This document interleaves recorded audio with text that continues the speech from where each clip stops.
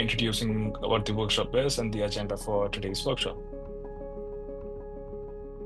Thank you so much for the introductions, and thank you both for being here. And we're really happy in a second to really make this hear from you about how we got you to come and why you're invested, but I wanted to turn it over to Dr. Marshall as well.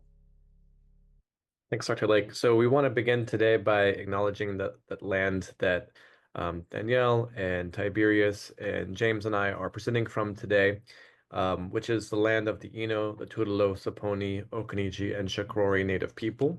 Those of us who are in this area are on the land that is traditionally part of the territory of the Saponi people in the Piedmont of what is today the state of North Carolina. This area is not far from the great trading path used by both native people of this area and non-native people in the early years of contact. The Saponi people, whose descendants include the Occaneechi band of the Saponi Nation, still thrive and live in this region today, officially recognized by the state government of North Carolina. And so we would like to pay respect to their elders, past and present, the Occaneechi people, the Yesa, ask that we all keep these thoughts in mind while we are presenting on this land and treat it with the respect, love, and care that their ancestors did, and as the Occaneechi people do so today. We're also curious if you all can share, those of you in the room, like how we got you to sign up and attend this session, especially at the end of the conference after a very long week. Are you able to unmute and share with us a little bit about where you're coming from and what you're interested in learning about? Brian, you want to give it a start, or shall I? Yes, please. Go ahead. I'll speak after. Okay, thanks. Hello, you all. Thanks for creating this space. Danielle, you were in both of the panels that I organized, and you kindly gave an introduction. So that was what brought me here for, unfortunately, which is the next 22 minutes, because I have to pick somebody up at the train station then.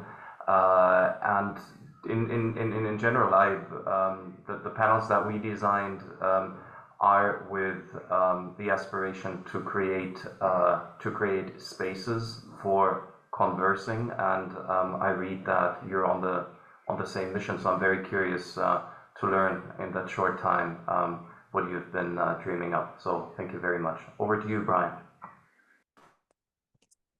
Hi everyone, my name is Brian. I split my time between the US and Taiwan. I'm currently in Taiwan, so it's about 10 o'clock at night for me. I'm very happy to be here as part of the RSD workshop.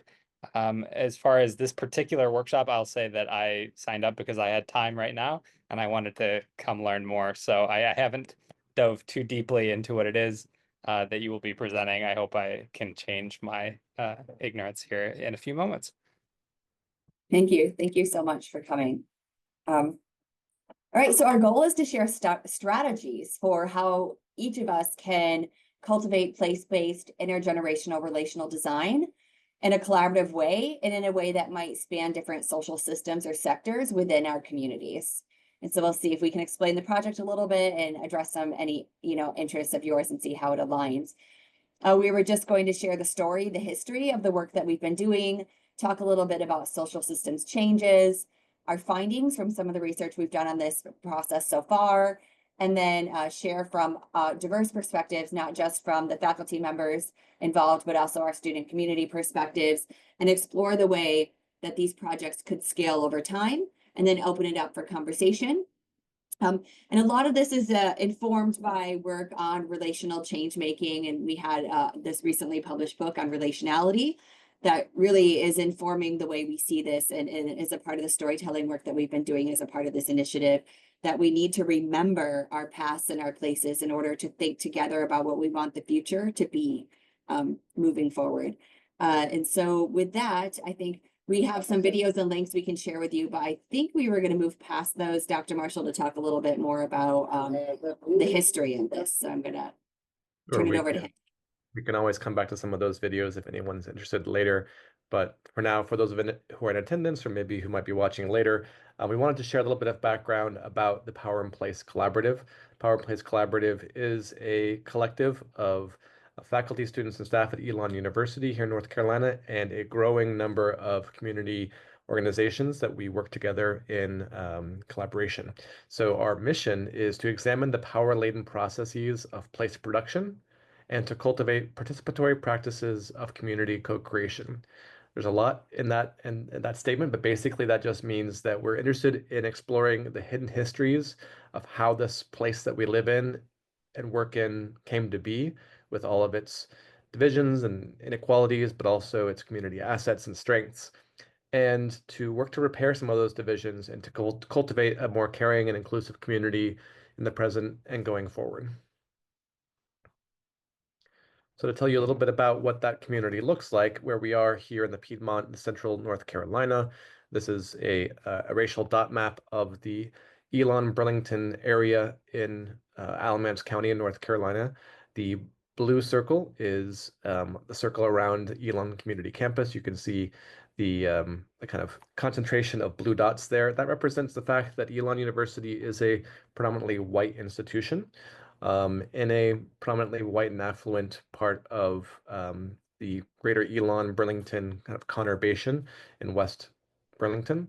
The pink circle surrounds downtown Burlington, and the blank spaces in the map represent the places where people don't live, because through a process of urban renewal over several decades, what had been a thriving downtown central business district, including a Black economic district called the Black Bottom, had been systematically dismantled over time, starting in the Jim Crow era of the 1920s and 30s, but really intensifying in the 60s and 70s during urban renewal, in which many of those buildings, which were Black rented but not Black owned, were dismantled, and new civic infrastructure was built, including the city police department.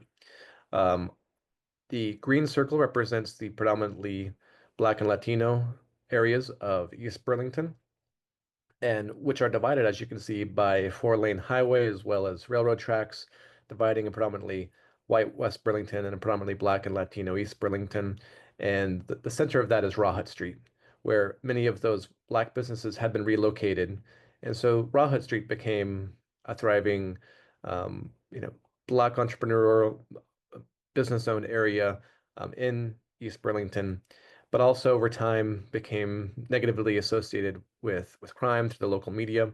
So part of our mission with working with the African American Cultural Arts and History Center has been to change some of those narratives and to start to repair some of those divisions. Just to give you an idea of the consequences of these divisions, there's a 10-year life expectancy difference between East and West Burlington. So you cross those tracks, you cross that four-lane highway, and the structural and environmental racism results in that life expectancy difference.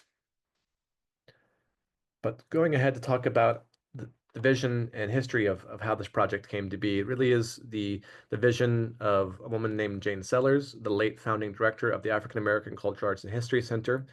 And at the time that we met back in 2017, there was no physical space yet for the African American Cultural Arts and History Center. And Ms. Jane Sellers was running walking tours and driving tours of the Rawhut Street area and East Burlington area, trying to create space for historical narratives of that community that pay tribute to the civil rights leaders who lived there, the histories of, again, Black business ownership and historically Black schools that had been founded there. And she was also running pop-up exhibits in libraries around the county. And so when we met, we wanted to see how could Elon University, with its resources, and Elon students with their various skills and energies, contribute to this project of creating space for these stories and also starting to create some connections across difference. So we came up with a project in which students would conduct oral history interviews with elders in the community. And rather than just archive those stories to be put away in, an archive that maybe community members wouldn't be able to access, instead transforming those oral history interviews into short digital stories which could be shared with the public and celebrated, again, to create greater awareness of these counter stories of place. And so this began as a pilot project in fall 2018 with a geography course called Power, Place, and Memory. And sadly, not long after the conclusion of that project, Miss Sellers passed away. but her daughter Shanice took over the organization as a new director. There was a time of transition. Danielle came in and other faculty members at Elon who had an interest in community-based learning. We also got connected with Miss Bobby Ruffin, who was then the director of the Mako Bigelow Center at North Park being another really important community center in the East Burlington area. It was a historically Black park and pool during the era of segregation and has since been transformed into a community center that attracts people from throughout the city. And so the Design Center at Elon, students and faculty, Bobby Ruffin, Shanice Sellers, and James Shields, who's also brought on to the African American Culture Arts and History Center. We kind of relaunched this project as a collaboration called the Power+Place Collaborative. We had our second or first really official iteration of this project planned out as COVID was hitting. So we had to pivot, as was the buzzword at the time, to a virtual platform. And there was this pause at the time of, is this really the right time to do this?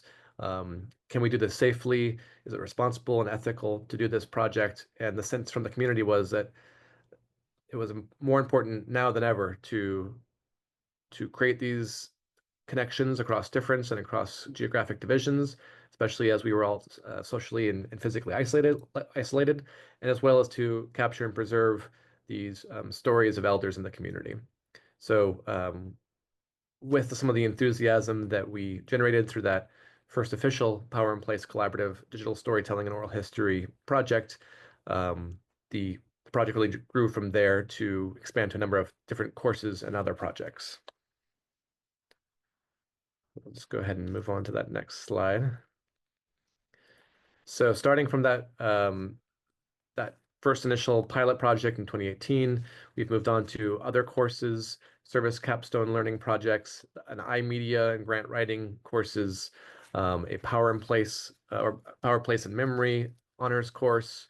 Art history was brought on, writing for visual media, arts administration, contemporary arts and issues in African art, design thinking, literacy and power, global migrations, groups and communities. So as we have added new partners who I'll talk about momentarily, we've also added new faculty members, new courses. So it's really become an ecosystem of support for this project. Some of our community storytellers include government officials, nonprofit leaders, business entrepreneurs, artists and activists, Parks and Rec officials, emergency first responders, and faith leaders. From the very beginning of this project, we were interested in, yes, creating space for counter stories that celebrate Black history in Burlington, but also the many, many diverse stories of Alamance County and Burlington. So again, we've outreached and joint partnership with faith organizations representing historically Black churches, rural churches, a partnership with our local mosque, the Burlington Masjid, and Latino serving institutions and faith organizations. What's been really exciting about the project as well is that it continues to evolve and create change and generate projects and outputs that look very different across the last 5 years. So it began with archiving these local oral histories. Very few stories of this place have been captured in the past and from very few perspectives, but it's grown from there to create community-led digital stories that can be watched in the coffee shop, at the libraries, in the local schools, right? As well as community poster campaigns that are spreading the word. And so we have murals at the coffee shop and in some of our local restaurants. We have them built into our county parks. We have them on and off campuses and at the different schools and different centers. We also have done a lot of walking tours to better understand the local communities and what's happened, why the place has been constructed and built and designed the way it has been over time. We've been doing educational workshops both at the university level and in K through 12 settings. In addition to public screenings every year, where the dozen or so new stories we capture in any given year are screened and dialogues unfold from that, with dinners or lunches involved in that.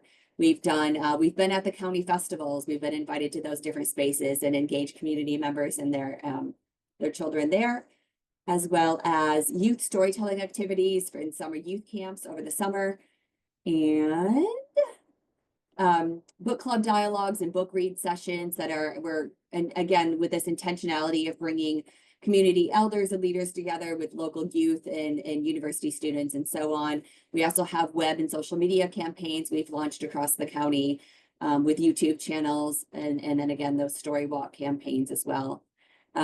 So a diverse range of outputs in addition to others. So just capturing a few there, as well as different kinds of publications on this. So we've got the research we're doing and the scholarly outputs, but as well as local articles on this work, regional articles, blogs that are being featured in the humanities, and then publications that are focused on helping other universities and educational communities think about how they can reimagine how we design curriculum, how we design interventions in our communities. There's also a range of partnerships involved in this, right? So we already talked about that. We've been partnered with diverse faith communities in our county, with different businesses, the ice cream shop, the coffee shops, restaurants, with different community centers, with our Parks and Recreation Department, with our local schools, with our cultural centers, and with our libraries. And so again, continuing to intentionally try to design partnerships across sectors here to create that kind of change. Dr. Marshall, do you want to talk a little bit about this? Absolutely. So, although this project was really driven by needs in the local community, part of those needs are just, again, telling stories that haven't been told and conducting research and scholarship on aspects of our shared history that have not been previously explored. And this has created opportunities for our undergraduate research students in programs like the honors program, or other fellowship programs, to pursue these lines of research that are valued by the community. And so just to give one example, I mentioned the Burlington Black Bottom Business District and how little had been written, how little documentation there was about this process of dismantling the Black Bottom.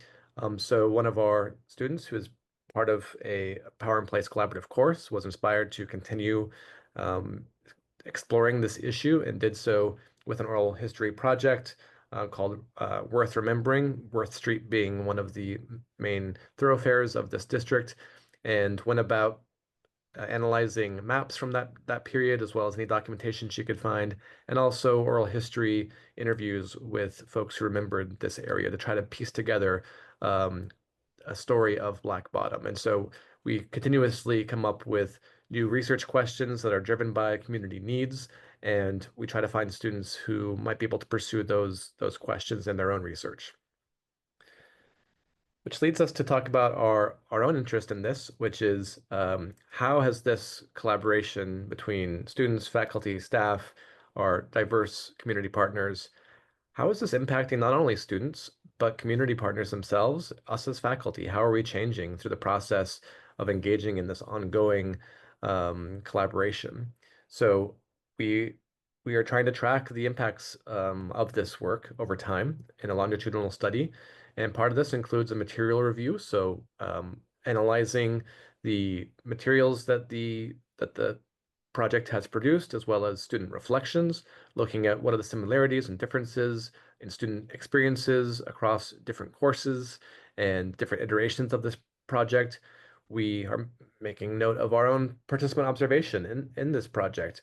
We continuously meet with our community partners, and we discuss what are the challenges that we're seeing. Where do sometimes values come into conflict, and what are the values that drive and lead this project.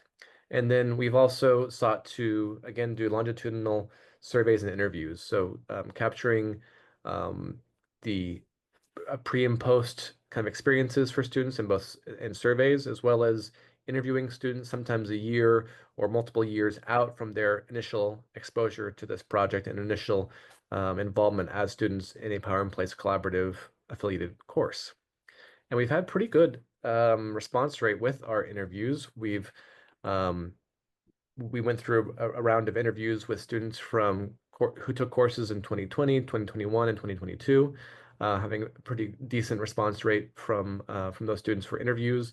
All of our collaborative members have been interviewed. several teaching faculty, as well as community storytellers. This was an initial round of research, and we plan to do future rounds as well in the coming year or so.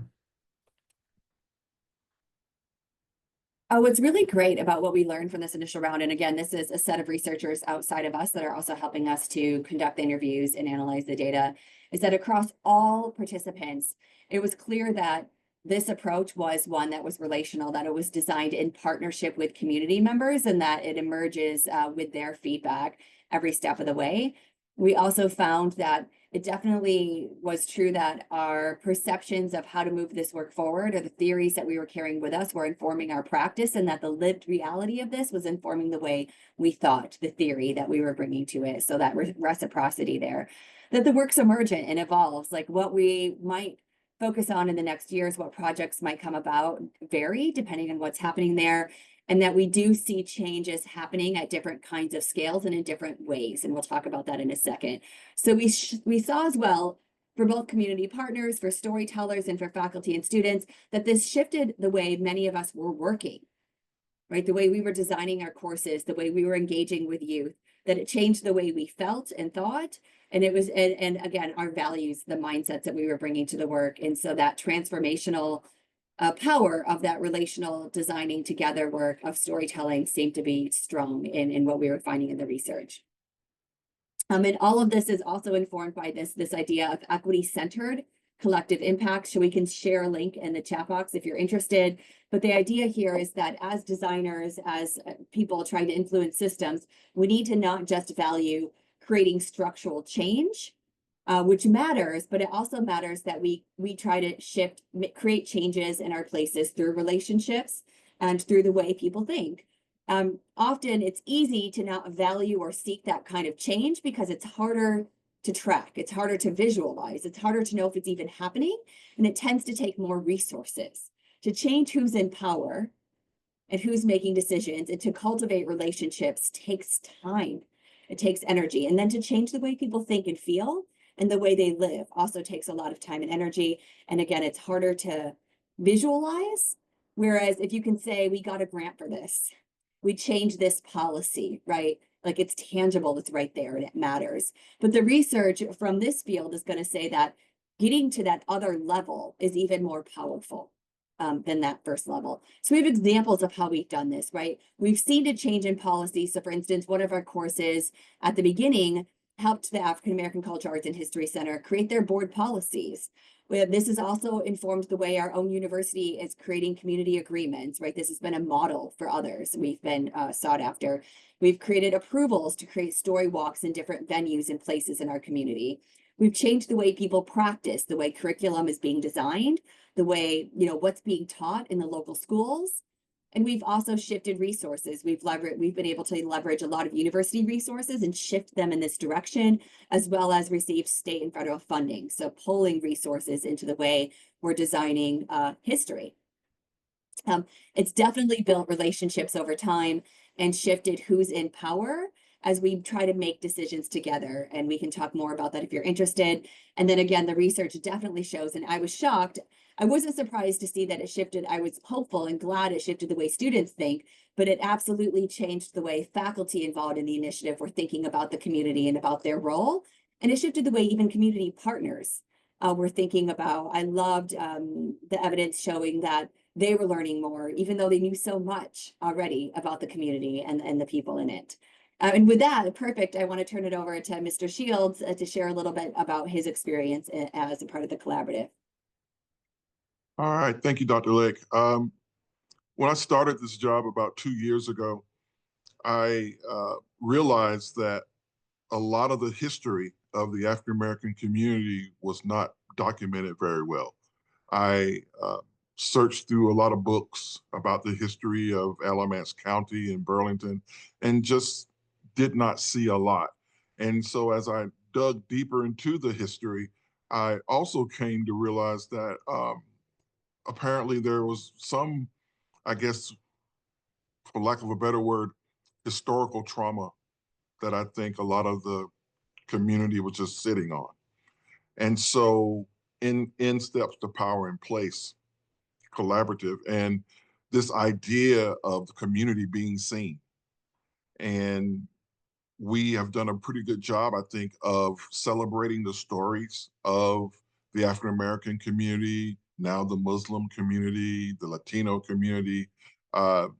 And while we celebrate those people, while we celebrate those communities, we're also exposing the historical discrimination that was in the community. And it's been in a fairly subtle way, but again, it's been in a very powerful way because it's coming from the people. And so I really appreciate that. I spent about 20 years on the higher end, on the higher ed side of a community partnership. And so I have an idea of what we're looking for, but at the same time, now that I'm on the other side of that, relationship, I really appreciate what Elon has tried to do as an institution of higher learning. It's really easy to join a partnership like this. I think it's been referred to from a source of power because you have the resources, you have the PhDs, and you have all this. But yet, in this relationship, it hasn't been that way. I think what we see is a change in how we produce knowledge, who's involved in producing that knowledge. And so there's been a lot of respect given to the community. There's been a lot of opportunity for the community to be involved in the gathering of knowledge. There's been a lot of respect shown to the community for the knowledge that they have as we tell these stories. And I can tell you that when people come into the center or when they see the different stories that we have, the community is seen. And I think it helps to alleviate a lot of the trauma that we talked about earlier, because you have a community that, quite frankly, has not been seen for a long time. So I really appreciate this opportunity in terms of Power in Place, because it's really easy to do these interviews, and I think it was spoken to earlier. It's really easy to do a project like this, film the interviews and present at a conference like this, and then there it is. It's just sitting there, as opposed to the story walks that we have. This consistency of doing it, not just 1 year and then Elon is gone, right? And too many of us, especially when it comes to higher ed, we have a project or we have a grant, the grant runs out and then you're gone, right? And so that's not really a community partnership, to be honest with you, at least not one that I would value. And so I really appreciate just the vision of the project, that is long term, and it's not just a one-off thing. And the other thing is that I really do appreciate seeing that the students who come to Alamance County, most of them are going to spend at least 4 years here, that they have an opportunity to learn about the history, to learn about a community that, quite frankly, colleges make it hard for students to go out and learn about a community, because we create these bubbles, right? Because we want you to be safe. We want you to be at Elon or at Guilford College where I worked, or at UNCG or wherever. And a lot of times students don't get to learn about the communities that they're going to serve in, that they go out and they get jobs in or whatever. So I really appreciate that. And I guess the last thing I'll say is that the stories that we have captured, I think, are very important. Ms. Jane Sellers has been very clear that this is not just for the African American community or not just for the Latino community. This is for everyone. And especially members of the white community who, for whatever reason, have had these stories buried or they've been ignored. And so we have so many people to come in who are so grateful that these stories have come up and that we've provided a way to begin to talk about the way forward. And I think it really says a lot about Elon. It says a lot about our county that we're willing now to move forward. But of course, before we can move forward, we have to reconcile ourselves with our history. And so that's what I believe the Power+Place project is about.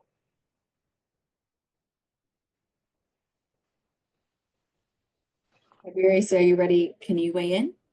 Yeah, most definitely. And from a student perspective, it's everything that Dr. Shields has said. It has been a way for students who, if you don't have a vehicle, you have very little chance of getting to connect to your community. And despite the efforts that Elon makes in trying to bring the community to us, it's not as effective. So the Power+Place Collaborative is essentially bridging those gaps across different parts of elements and getting to, as a student, getting to experience that originally as someone who was helping make the stories as part of a class, but now as someone who gets to work very closely with Dr. Lake and very closely with this collaborative and see these visions come to life, see these story walks, and see people begin to learn and grow and keep asking questions has been simply indescribable.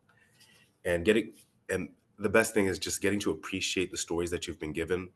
I'll never forget when I was doing my interview, I had the absolute pleasure of interviewing Reverend Dr. Covington. His picture is up on the top right corner.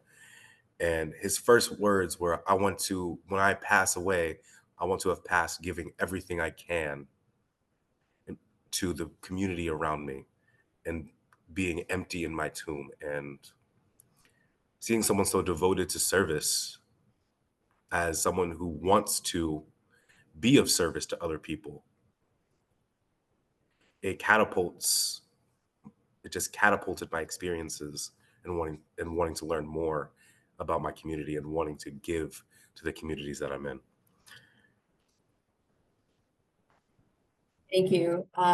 And of course, there are challenges in this kind of work, right? It's been, like we said, we use the word emergent and complex and relational. So there's still times where we get stuck. Finding sustainable funding sources, right? Semester timelines, student schedules, student attrition, right? When they graduate, that if you're going to do relational placed work across generations, how do you sustain that momentum? How do you continue to build those relationships over time or hold those public events and keep attention on this to really get to that transformational level? And so we're still figuring some of that out, but there's been a lot of growth as well. What the research is going to show is that what you need to do this work successfully is you need to have a shared vision, a common agenda for what you want to achieve together. And so I think the vision that we have here and translating it into making sure we each understand and have that shared measurement processes. And so everything we do, we try to create reports, figure out who's there, what they got out of it, what they would like to see into their future, and then use that to strategize next steps. So mutually reinforcing activities, right? Like where we're meeting learning objectives and we're creating projects that yield value for other kinds of organizations and for the community, as well as staying in contact with one another over time, which is also incredibly hard with very different kinds of people across all different sectors within our community. And at the ground of that, the backbone team, which is again something that we're trying to cultivate over time, is how do we cultivate that backbone team to keep the momentum going? Their recommendations is to prioritize equity, center community members in the work. And so again, all of these stories, all of this work is co-created with community members. They own the stories and they decide what is shared and what is not shared. That we co-create these stories with our partners. So literally this coming week, we have our partners, our storytellers, our students coming together to make sure that that's happening. That you assess this work iteratively, like we keep coming back together and thinking about how we move that work forward. Cultivate systems leadership abilities. So again, in the assessment and research work we're doing, going back and asking students, asking partners and storytellers how this is supporting their own leadership abilities to do what they want. implementing systemic strategies, which is so awesome about being at this conference and reading this work, because it brings some of those strategies to us when we need them. And then that relational culture, which is incredible, building those relationships between our storytellers and our community members and our students, all of it at a local level that can yield value in other systems. This also goes to how you create change at different levels. We tend to value scaling up, touching more and more humans, or scaling out, making sure this impacts other systems, but it's also really important to scale deep, which again gets to changing the way we all think, and then the way we act. Scaling SCREE is that other level where we value small incremental actions and design strategies that can yield value over time. So we have storybooks now, we have story walks now, and we see that people are scanning our QR codes and are accessing those things and are thinking about the ideas that emerge from those stories. Scaling across also matters, where again, we're getting into different nonprofits, we're getting into different businesses, and then we can impact all of those within our system. Scaling in, scaling long is a part of our efforts as well, that this exists beyond a singular course or a singular semester, but that it span time to create that change. This is about scaling infrastructure. So we're building frameworks that can last over time. And then scaling back is that opportunity we take to step back and reflect on the work we're doing and to take pauses in the work. And so there are flows to any given year of what we're doing where we can step back and reflect and then think about what we want to do in our future years. And there's a range of research, a lot of it coming from this organization, talking about these different layers of scaling. We have some examples. I just mentioned a few of them, but Dr. Marshall, I don't know if there's any others that you want to highlight here. Sure, we can just kind of briefly mention some of these. So again, this idea of scaling up to larger scales, right? We've gone from a small pilot program with impacting a smaller audience of people now to every semester having large public forums that attract over 100 people. Also, more and more classroom courses involved in this, both at Elon as well as the local K through 12 communities. Out in terms of sharing our knowledge in different conferences. Other universities and other communities have approached us about, what are the ways in which they can use some of these strategies that we've learned here in their own contexts. Dr. Lake mentioned scaling deep, right? I think this has been one of the most impressive parts of this project, is just that how much I think all of our mental models have been affected by this, and how our sense of place and connection to community has really changed. But when I say us, I mean all the members of the collaborative, students, faculty, community members. Danielle mentioned SCREE, the ripple effects this project has had across a multitude of different spaces, thanks to the different outputs that this has created. And that across means that there's different partners who have been impacted by this work in positive ways. In terms of both, in thinking about I think this has changed a lot of our ways of approaching community-based work at our own institution here, and other institutions have also likewise reported that they're thinking differently about place, they're thinking differently about intergenerational communication and the importance of that. We're really tracking this work long-term, longitudinal, attitudinal change. Infrastructure also includes resources that are being shifted around to support this work. And again, right, this idea of reflecting back and looking at what we've achieved and thinking critically about where this can go next. And I think we've got some questions for us to consider as we approach the end here. We are a small group, so we can just open this up to any kinds of insights or questions that you might have, or what you're interested in, and what you're doing, how any of this supports your work.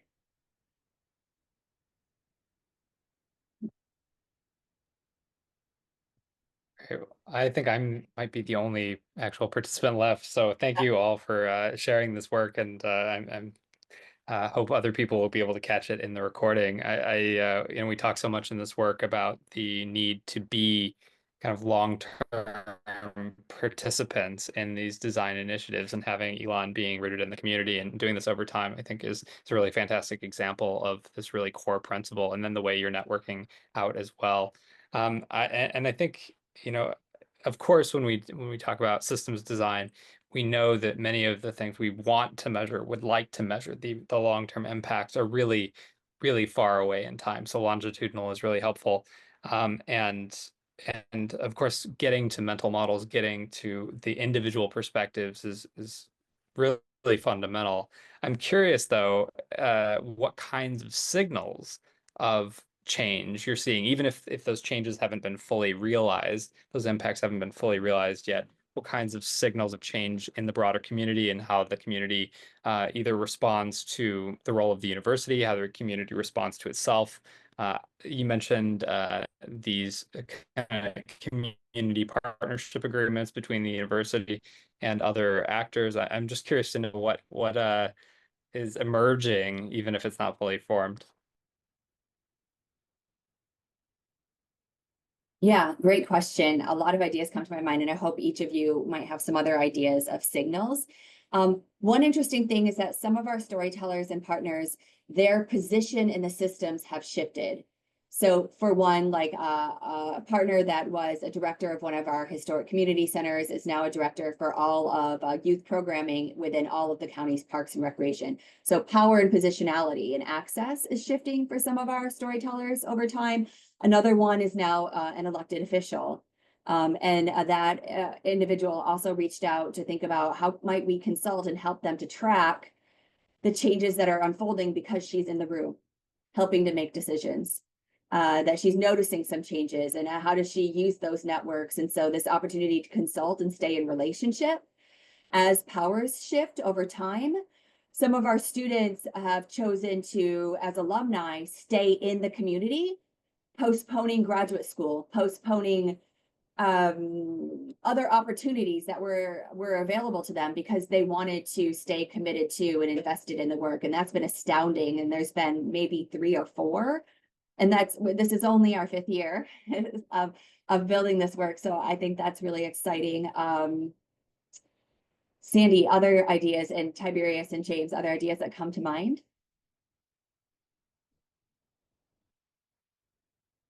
A few thoughts that came to mind, and James and Tiberius can also chime in. But I think we're seeing evidence that just that this relationality has created an infrastructure for people to just show up in each other's spaces more easily. So Elon students in courses, as well as K through 12 courses, having kind of ready-made ways to visit the African American Cultural Arts and History Center, right? That there's course activities that could be implemented. Again, creating infrastructure for partnerships so that faculty who want to engage in these community partnerships, or students who want to conduct research, there's already kind of an infrastructure of relationality to build from. The community storytellers who come to Elon are reporting that they feel affirmed in their stories and their histories because of the recognition they're getting. And I think that hopefully makes those voices more welcome in the spaces of the institution, which otherwise might feel very exclusive or exclusionary to them. So I just think that we're starting to see more cross-fertilization. There's also, I think, become a greater investment and valuing of the importance of this work and of storytelling work. Alamance County was recently featured in a PBS news feature about it being one of the most divided counties in the U.S. in terms of both race and economics and politics. And there are other community organizations really taking seriously this type of storytelling and community gatherings for trying to not only repair some of those divisions, but really address the root causes of those continuing inequalities. So I think we're seeing, again, more cross-fertilization of voices and people and trying to take these issues seriously.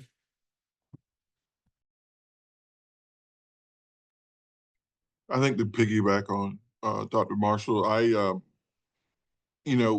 many predominantly white higher ed institutions traditionally didn't have the best relationships with the Black community. And certainly we can say that about Elon. And I think one of the things that I appreciate is that this program is starting to dismantle this history of distrust, right?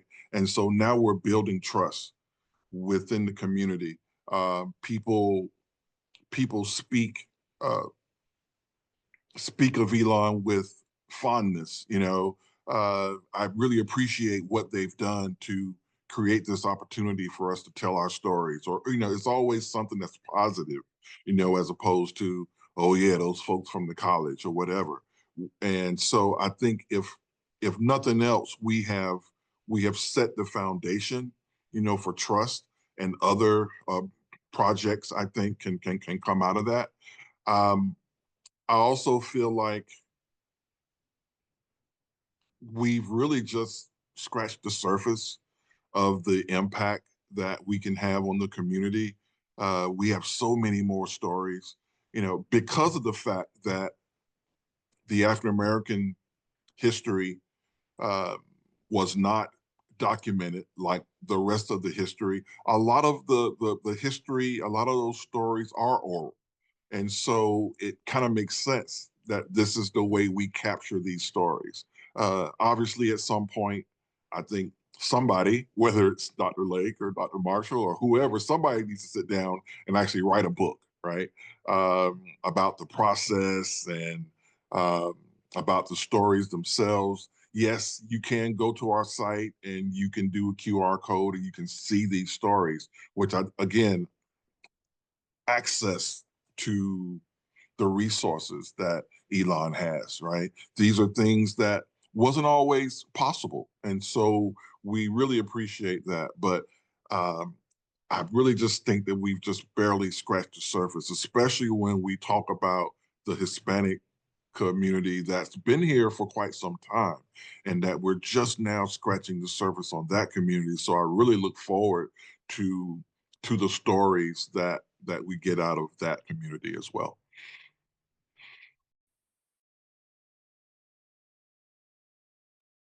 Such a great question. Thank you for asking it. We have some other ones, like any stories that you want to share of similar work you're doing, or models of scaling that you're interested in, or if you were aware of some of the equity-centered collective impact approaches, or just any other questions or stories from your own framework. To be quite frank, most of my work has been very much at a global scale, working with multinational NGOs and INGOs, and this relationality question is one that I'm personally looking to step more into. I'm actually in the process of shifting back after almost a decade in East Asia, shifting back home and back home to Detroit, Michigan. And I recognize that you can never go back, right? It's a totally different place than when I went there. And growing up there, I never really engaged actively in the sorts of ways that your students are getting to do through this program. And actually, when I came to Taiwan, I was very intentional about learning the history, learning many different things that went far beyond my kind of daily experience here in just being here. And I'm actually trying to take the same approach as I move back. So I think the ideas about oral history and about trying to kind of look beyond the surface are really fantastic. My work, which I do a lot of participatory systems mapping, that's the core methodology that I approach, but mostly has been with very expert-led organizations, which is fantastic, cutting edge, you kind of getting to think about really fun, novel ideas. But I'm very interested in seeing what these tools or how these tools can be useful in the context of these relational and place-based initiatives. So I appreciate the inspiration. Yeah, I love that you said that because Elon University kind of prides itself on promoting global intercultural learning, and it's always assumed that that means going abroad, right? That you can only have these intercultural experiences through transnational travel. And in many cases, you might just be traveling from, one place of of privilege to another place of privilege in the globe. And so we've been really interested in how this also represents a form of global intercultural learning. Proximate to the university, that then students can build those skills when they do travel abroad and think about, well, what are my impacts on the community there? What other forms of relating to local community members and partners could I explore while studying abroad or working abroad, to try to to see how those skills of community-based learning and engagement translate to other contexts, I think is really important. I also wanted to add that it was really exciting to hear that you might be heading back to Detroit. I'm actually from Michigan, Grand Rapids, but also working closely with Detroit. And like Dr. Marshall was saying, we have a global local focus here and how they, but in case you're interested, as you go back and think about that work, Grace Lee Boggs was born and raised, spent like most of her life, lived to 101 or so. And it's somebody I studied as a part of my own work and write about and inform some of the vision and ideas behind this, and did incredible place-based kind of philosophic activist work with youth, with elders across communities, like just incredible. And so you'll be in the space where it might be inspiring, and they're still doing that kind of work, even though she's passed away. That might be something of interest to you, or if and when you're in the area and this pops up, let me know, because I'm everyone before the past 5 years. I go back a lot is what I'm saying, but that's exciting. Can we ask briefly what's prompting the move, or are you taking on a whole nother role in Detroit then?